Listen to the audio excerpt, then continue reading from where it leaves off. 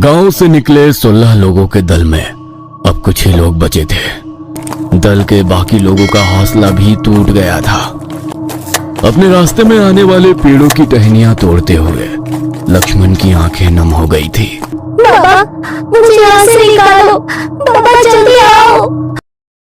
लक्ष्मण पल भर वहीं खड़े रहे और आंखें बंद कर उस आवाज की दिशा समझने की कोशिश करने लगे और दोबारा वही आवाज आई। बाबा, बाबा रुक क्यों गए? वो आवाज सुनकर उन्होंने एकदम से अपनी आंखें खोली और अपनी दाईं तरफ देखा। वहां घनी झाड़ियों के बीच कुछ था। लक्ष्मण ने मशाल आगे बढ़ाई ताकि रोशनी में वो नजर आ सके। झाड़ियों के बीच में से एक आंखें नजर आ रही थी। बाबा, मुझे जल्दी यहाँ से निकालो बाबा। बाबा! वहां पर बच्ची कहीं नहीं थी और दोबारा पीछे से उसकी आवाज आई। बाबा! सबने मुड़कर आवाज की तरफ देखा। वो लड़की उनके पीछे उसी संकरे रास्ते पर खड़ी थी। खुले बालों से उसका चेहरा पूरी तरह से ढका हुआ था और तभी वो लड़की इतनी जोर से चीख पड़ी जिससे वहां मौजूद हर इंसान के कान के पर्दे फट जाए। वो लड़की हर एक की तरफ किसी भूखे जानवर की तरह देख रही थी। उसने लक्ष्मण की तरफ देखकर कहा, तुम्हारी हालत क्या होगी देखना चाहोगे? ये जो मूर्खों की टोली यहाँ तक ले आए हो, इनका क्या हाल होने वाला है देखना चाहोगे? वो कुछ कदम पीछे सरकते हुए उस बड़े से बरगद के पेड़ के पास जाकर खड़ी हो गई और फिर अगले ही पल जोर से चीखते हुए उस पेड़ को इस तरह से हिलाने लगी जैसे कोई हाथी किसी बड़े से पेड़ को सिर से धक्के मारकर जड़ से ही हिला देता हो। यह दृश्य देख सभी के हाथ पैर ठंडे पड़ गए और अगले ही पल पेड़ के ऊपर से 4 लोगों की लाशें पेड़ की जटाओं में फंसी लटकने लगी। उनके फेफड़े छाती से बाहर निकले थे। पेट को नुकीले नाखूनों से फाड़ दिया गया था जिससे उनकी आंतें बाहर निकलकर जमीन छू रही थी। चेहरे रक्त से सने थे। सब पहचान गए कि वो उन्हीं के साथी है जो कुछ देर पहले उनका साथ छोड़कर वापस जाने के लिए निकले थे। उस शैतान ने सबको मार दिया था। उनके शरीर का हश्र देख दल के लोगों की बची कुची हिम्मत भी टूट गई। लक्ष्मण और उसके साथी पेड़ से लटकती चमगादड़ की तरह अपने ही साथियों की लाशें देख सन्न रह गए थे। उन लाशों की हालत देख बुरी तरह से घबराए एक साथी ने कांपती हुई आवाज में कहा, हम जिंदा नहीं बचने वाले। हम में से कोई भी जिंदा नहीं बचेगा। हमें शैतान नहीं, हमारा डर मार देगा। एक बात समझनी होगी, जो भी डर कर यहाँ से वापस गया वो मर चुका है और जो हिम्मत करके खड़ा है वही जिंदा है। लक्ष्मण की बात सुनकर उस आदमी ने कहा, पता नहीं हमारी हिम्मत कब तक हमें जिंदा रखेगी जो अब डगमगाने लगी है। इतना कहकर उन सब ने उस लड़की की तरफ देखा तो वो वहां नहीं थी, पर उसकी आवाज थी, खौफनाक हंसी की आवाज जो सभी की हिम्मत लगातार तोड़ रही थी। सब अपनी जगह खड़े चारों ओर नजरें घुमाने लगे। आवाज सुनाई तो दे रही थी पर वो लड़की कहीं नजर नहीं आ रही थी। पर इससे पहले कोई कुछ समझ पाता, वो लड़की ऊपर पेड़ से नीचे कूद पड़ी जो लक्ष्मण के सामने आकर खड़ी हो गई। उसने एक हाथ से लक्ष्मण की गर्दन पकड़ी और दूसरे हाथ से जोर का मुक्का उनकी छाती पर मार दिया। लक्ष्मण कई फुट हवा में दूर जाकर गिर गए। उनकी आंखों के सामने अंधेरा छाने लगा। सारे साथी उनके पास दौड़कर आ गए पर उन्हें ना किसी की आवाज आ रही थी ना कुछ साफ साफ नजर आ रहा था। वे वैसे ही जमीन पर पड़े रहे और फिर उनके दिमाग में एक एक बात घूमने लगी। राक्षस इतने भयानक और ताकतवर थे, वो मासूम लोगों को बेरहमी से मारकर खा जाते थे। अच्छा किया देवी माँ ने उन राक्षसों का वध करके उनके आतंक से सबको बचाया और ये अच्छा हुआ कि सारे राक्षसों को पाताल लोक में भेज दिया।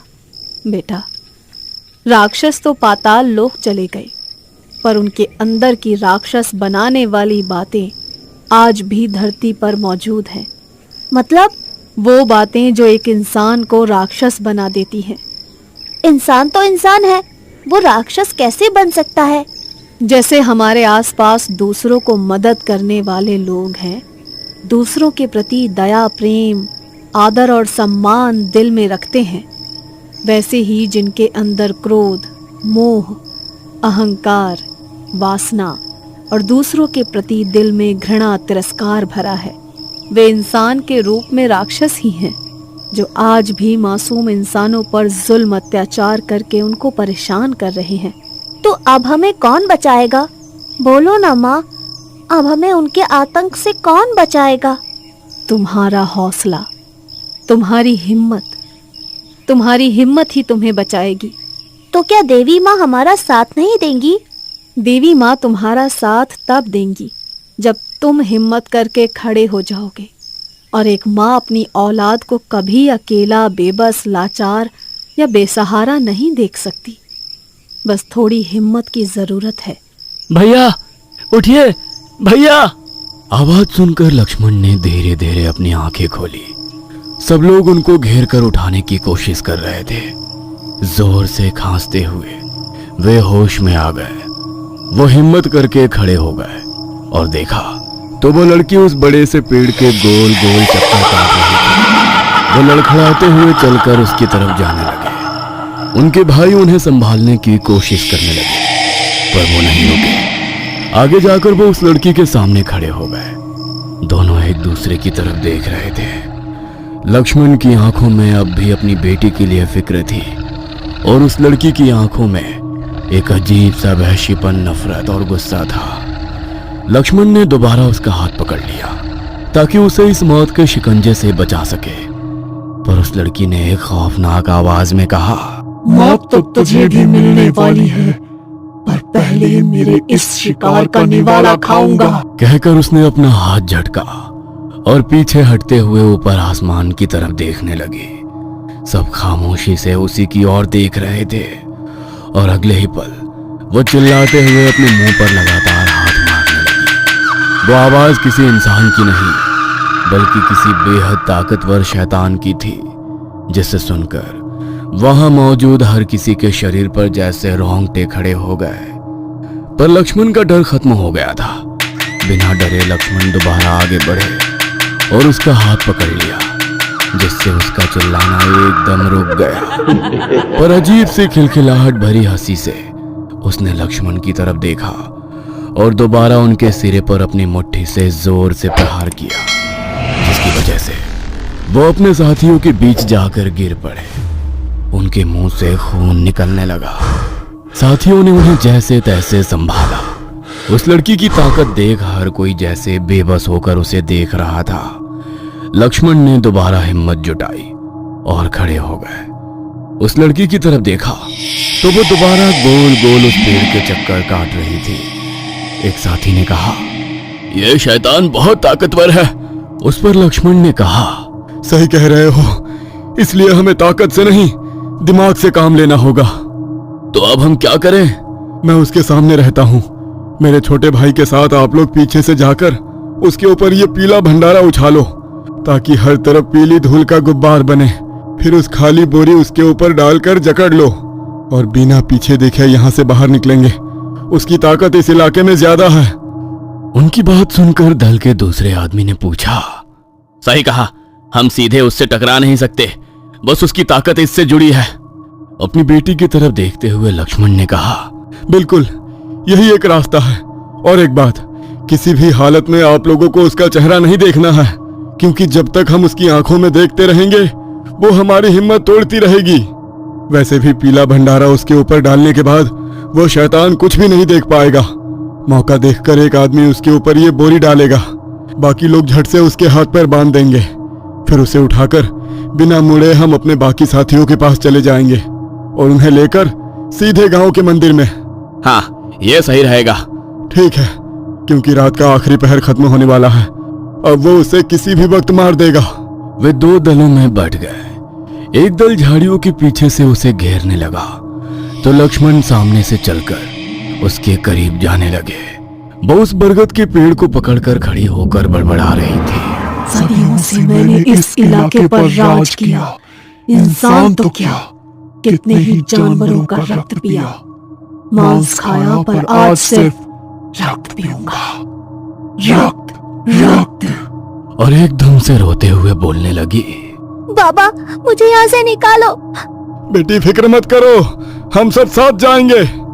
कहते हुए लक्ष्मण उसके करीब गए और धीरे से उसका हाथ पकड़ा। उसने गर्दन घुमाकर झट से लक्ष्मण की तरफ देखा। अपना हाथ झटक कर वो उस बड़े से पत्थर के सामने जमीन पर घुटने टेक कर बैठ गई और खिलखिलाकर हंसने लगी। उसकी तरफ देखते हुए लक्ष्मण ने कहा, इस मासूम की जान लेकर तुम्हें क्या मिलेगा? और वो लड़की भयानक आवाज में बोली, आनंद, अपने शिकार का ये रोना, चीखना, चिल्लाना देख आनंद मिलता है। और अगले ही पल उस लड़की ने जोर से अपना सर उस पत्थर पर पटक दिया, जिससे उसके सिर पर बड़ा सा घाव हो गया और उससे खून की चिंगारियां बहने लगी। उसके सिर से बहता खून उस पत्थर के ऊपर और उसके चेहरे से होते हुए उसके कपड़ों पर गिरने लगी। तभी लक्ष्मण ने अपनी बेटी का हाथ पकड़ा।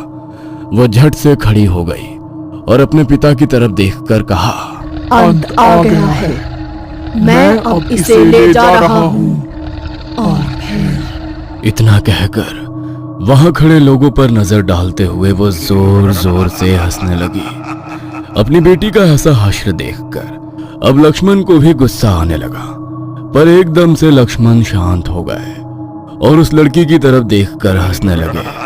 लक्ष्मण के हंसने की आवाज और ज्यादा बढ़ने लगी। लक्ष्मण को इस तरह हंसता देखकर उनके साथी हैरान हो गए। कब जोर जोर से हंसते लक्ष्मण ऊपर आसमान की तरफ देखने लगे। लक्ष्मण की हंसी देख सभी साथियों को डर लगने लगा। पीछे खड़े उनके भाई ने दूसरे भाई से कहा, क्या वो हैवान अब भैया के अंदर आ चुका है?